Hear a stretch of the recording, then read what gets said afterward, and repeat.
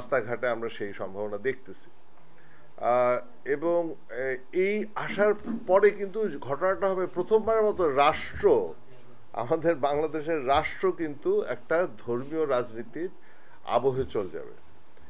ধর্মীয় রাজনীতির আবহে যাওয়া মাত্রই যেটা হবে, আমরা তো অলরেডি ইন্টারিম সরকারের সময় দেখছি এটা একটা মববাজির পরিস্থিতি চলে আসছে। যে কেউ মব করতে পারে, যা ইচ্ছা তা করতে পারে, তাই না?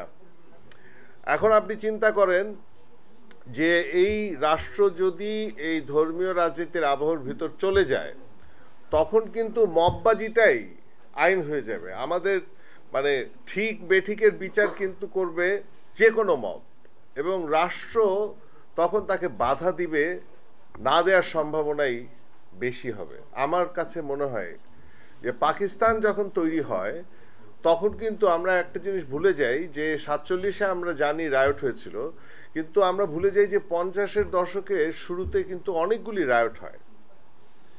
সেটা আমাদের স্মৃতির থেকে, কালেক্টিভ স্মৃতি থেকে আমরা হারায় ফেলছি, আমরা সেটার ব্যাপারে জানি না। এটার কারণ হচ্ছে যে মানে এটা একটা বিশ্লেষণ হচ্ছে যে আসলে যারা রায়টবাজ তারা বুঝতে পারে যে ফর দ্য ফার্স্ট টাইম রাষ্ট্র কিন্তু এখন ইসলামিক।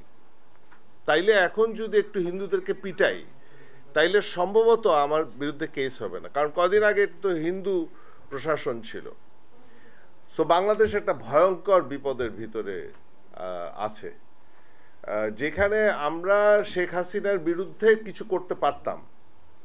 শেখ হাসিনাকে লিগ্যাল পদ্ধতি দিয়েই আমাদেরকে থামাইতে হইতো। এখন কিন্তু আমাদের প্রয়োজন হচ্ছে লিগ্যাল পদ্ধতি উল্টা, যারা আপনার মববাজি করবে তাকে যদি না থামাইতে পারে তাহলে আমাদের গলা টিপে ফেলবে। এটা শেখ হাসিনার সেই লিগ্যাল সিস্টেমের চেয়ে অনেক বেশি ভয়ঙ্কর। বাংলাদেশ এই বিপদের মধ্যে আছে। সুতরাং এখানে আইনি অবস্থান খুব গুরুত্বপূর্ণ, সবচেয়ে গুরুত্বপূর্ণ যে আইনটা যাতে প্রয়োগ হয়, এই যাতে কেউ গলা বন্ধ করতে না পারে। আমরা খুব মানে সীমাটা ঝাপসা, কোথায় কতটুকু বাক স্বাধীনতা এইসব টেসবের চিন্তা যেটা করতেছি এটা ভালো, কিন্তু আসলে বিপদটা অনেক বেশি যে বাক স্বাধীনতা আমাদেরকে কেউ যাতে বাধা না দিতে পারে, পাবলিক স্পেশালি যাতে বাধা না দিতে পারে। লিগ্যাল জায়গার চেয়েও আমার মনে হয় যে আইনি জায়গাটাকে এটাকে এনগেজ করতে হবে। বাংলাদেশের বিচার ব্যবস্থা সম্পর্কে আমি জানি না, সারাপাড়া যে আমাদেরকে আশা দেয় যে বোধহয় বিচার ব্যবস্থা আছে কিছু, আমরা কিন্তু পাবলিক বা রাজনীতির জায়গা থেকে মনে করি যে বিচার ব্যবস্থা বলে তেমন কিছু তো মনে হয় নাই। এটা একটা ধান্দাবাজ, কীভাবে জানি কেমনে একটা রায় তৈরি করতে হয়, অনেক ধান্দা করতে হয়। অমুক বেঞ্চ বোধহয় কথা বলবে, তাইলে অমুক বেঞ্চে যেতে হয় না। আইন নিজের ভাবে কাজ করে না, এটা আইনকে মানে কাজ করাইতে হয়। তো সেই ব্যবস্থাকে দিয়ে আমি কিভাবে আমাদের একটা নির্ভয় অবস্থান তৈরি করব যে কোনো আমাদের বাচ্চারা যে কেউ একটা মিম বানাইতে পারে, মানে এইটা তো আমাদের চ্যালেঞ্জ। এটা যদি না করতে পারি তাইলে তো আসলে মানে এটা কোন দেশ হয়ে যাবে, এটা তো আপনার চোখের মধ্যে 5 বছর পরে দেখবেন এই দেশকে চিনতেই পারতেছি না আমরা। সুতরাং আইনকে করতে হবে। আপনারা যারা সাংবাদিক ভাই আছেন, ভাই বোন, আপনাদেরকে বলতেছি যে আপনারা যাতে এটা নো টলারেন্স থাকে, আপনারা ওই মানে মানে ঝাপসা এটা কত করা উচিত হয়েছে কি উচিত হয় নাই এইভাবে দেখেন না, যাতে কেউ এটাতে আক্রমণ না করতে পারে এই স্বাধীনতায়, সেটার জন্য দাঁড়ান। যারা আমরা সিভিল সোসাইটি বা বাংলাদেশের নাগরিক আছি তাদেরকে বলতে হবে যে উনি বললে কেন ওরতে, সে কেন এটা বলতে গেল, এই আলাপের ভিতরে থাকেন না ভাই। আপনার রাস্তাঘাটে আপনার বাচ্চাদেরকে এসে ধৈর্য বলবে আই ঘোমটা পর, তুই ঘোমটা পরস নাই, তুই অমুসলিম, এটা পুরা দেশে ছড়ায় যাবে। কারণ যে করবে ও জানে যে ইসলামিক সরকার এখন আছে, আমারে তো কেউ ধরবেই না। সুতরাং আমাদেরকে এইটার প্রতিরোধ তৈরি করতে হবে ভাই।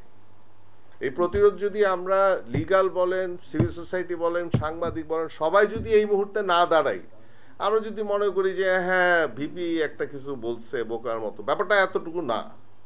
ভিপি সাহস পাইলো কেন বলার জন্য? ঢাকা বিশ্ববিদ্যালয়ের ভিপি সাহস পায় কিভাবে? ও তো চড়ানো দরকার। এটা তো ঢাকা বিশ্ববিদ্যালয় অসম্মান। আমরা এই বিশ্ববিদ্যালয়ে পড়ে আসছি, ভিপি বলবে এই ধরনের কথা? এটা কোনো কথা? ও একটা হাসবে, নিজে পারলে আরেকটা মিম বানাবে, আর সে কিনা এটা বলছে।